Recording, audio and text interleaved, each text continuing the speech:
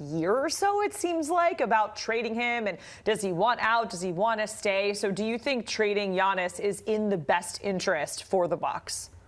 Yeah, for the Bucks, for sure. I mean, they went and shot themselves in the foot first by stretching and waiving Damian Lillard, and then by going and using that money to bring in Miles Turner as this sort of Band-Aid on a wound that's already pretty open and gaping. I think that they absolutely should move on, because it's a way for them to stock a pantry that's pretty empty right now. So who would be interested in Giannis? The answer is yes, everybody. 29 other teams in the NBA, but I'll give you three here. The San Antonio Spurs, they've got a ton of draft picks and a ton of young talent. Would they be willing, though, to give up, say, Stephon Castle or Dylan Harper? I wouldn't. I'd rather just stick with this young core. They're already pretty good. Same thing for the Houston Rockets, right? They've got a ton of draft picks and a ton of young talent. Would they be willing to give up Alperen Şengün or Amin Thompson? I don't think so. I think those guys are untouchable. So then you're looking at Jabari Smith, Tari Eason, maybe a Reed Shepherd. I think you'd have to throw in a ton of picks to get Giannis for that group. And then finally, we're going to go with your Orlando Magic here. They're climbing after a slow start, 15-11, fifth in the East. I don't think that Paolo Banchero and Franz Wagner really work all that well together.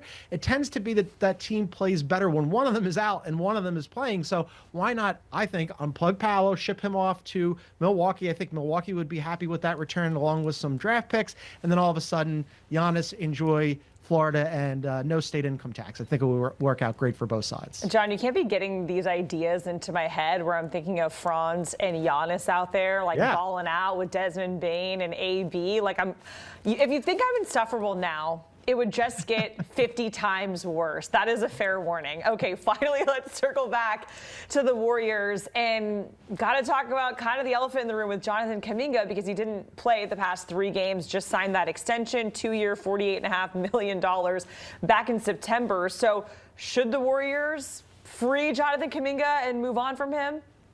Yes, please. Everybody is waiting for this thing to be over. Now, I just wrote about this for CBSSports.com. Everybody should go check that out. It's a good website. But he can't be traded, Jacqueline, for another month, not until January 15th. So this thing's going to drag on a little bit here. But I'll give you 3 more teams that have been widely rumored to be interested in Jonathan Kuminga. The first is the Chicago Bulls. They still have Nikola Vucevic on their team for reasons surpassing understanding. I just talked about how the Warriors could use a center. That could be a really nice fit. And then the Bulls could pair him with Josh Giddey and Mattis Buzelis, and they've got a nice young core. The Phoenix Suns, over this past offseason, they showed interest in acquiring Jonathan Kuminga, but Golden State decided they didn't want to budge. They wanted this thing to drag on longer. I don't understand that. It would have been a good fit for both sides. But the Suns have been having a nice, surprising season so far, and I think they're already ahead of the Warriors in the standings. That would be a pretty good fit for them. And then lastly, the Sacramento Kings. That roster is a disaster. DeMar DeRozan, Zach LaVine, Dennis Schroeder, Russell Westbrook. In a surprising development, those guys don't work together. There's some useful pieces there that might work in Golden State if they want to swap out Jonathan Kuminga. Maybe a DeMar DeRozan, maybe a Malik Monk off the bench, some instant offense and some scoring for the Warriors. So anywhere would be better for Jonathan Kuminga than where he is right now in Golden State, where he's catching DNP-CDs nightly lately.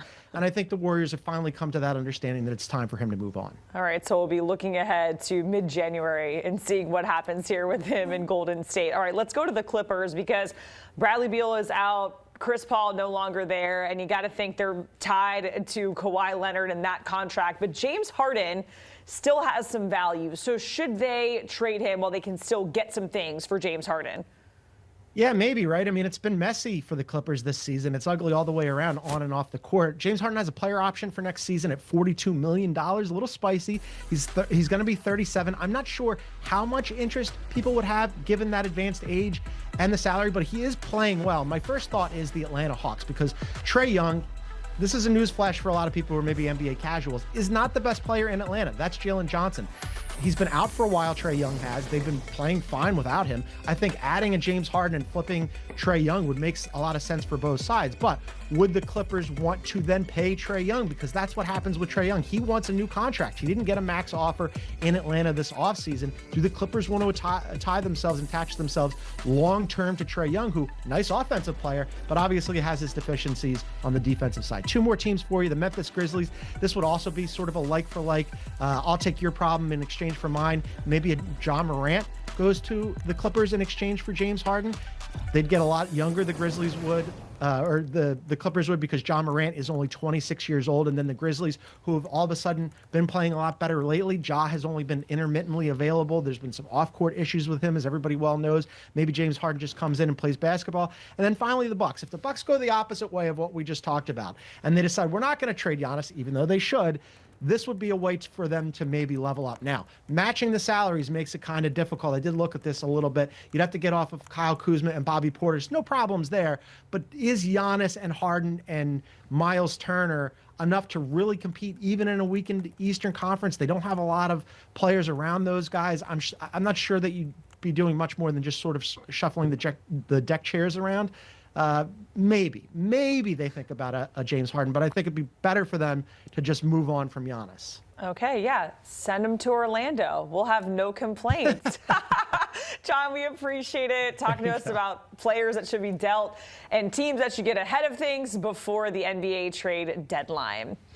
All right, we have plenty of games on deck for you in terms of the NBA. We've got the Knicks in action against the Pacers, the Thunder double-digit favorites against the Clippers, the Mavs, the aforementioned Mavs, Amanda's team, taking on the Pistons. Holla. My Orlando Magic. Rip going at it. Taking on the Nuggets. Nuggets. Him right now.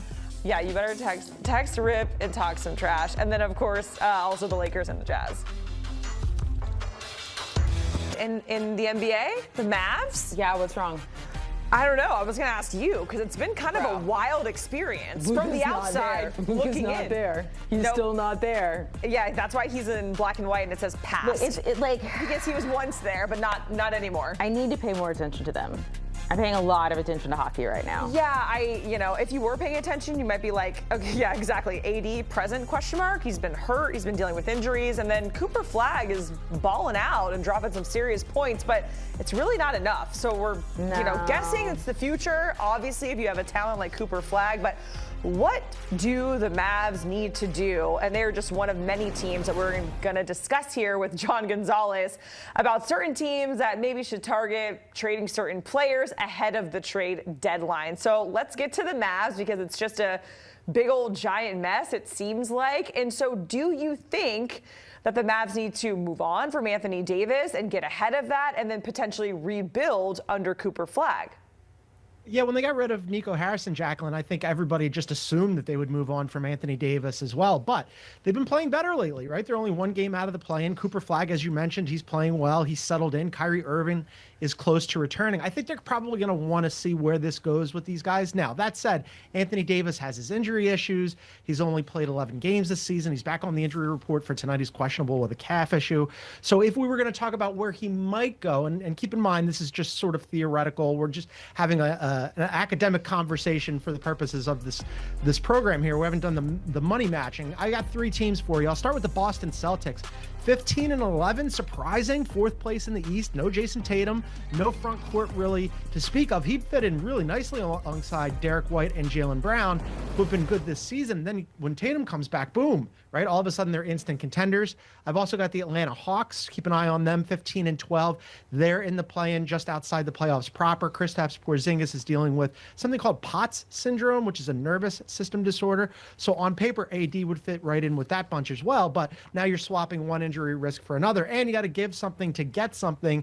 And the Hawks have already hinted that they wouldn't want to give up Jalen Johnson, or they have the Pelicans first round pick unprotected in this upcoming draft. That's a really tasty pick. I wouldn't want to move on from that either. And then finally, I'll go with the Golden State Warriors. They're struggling at 13-14. They're a play-in team right now. They have the same record as the Grizzlies. They brought in Al Horford. I thought he was going to be great for Golden State. Hasn't been so far.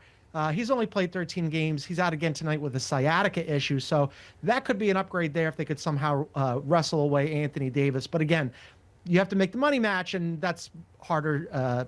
It's easier said than done. Exactly. And we're going to talk more about Golden State in just a moment. But first, let's get to Giannis Antetokounmpo, because this has been an ongoing discussion. I don't know what, for the last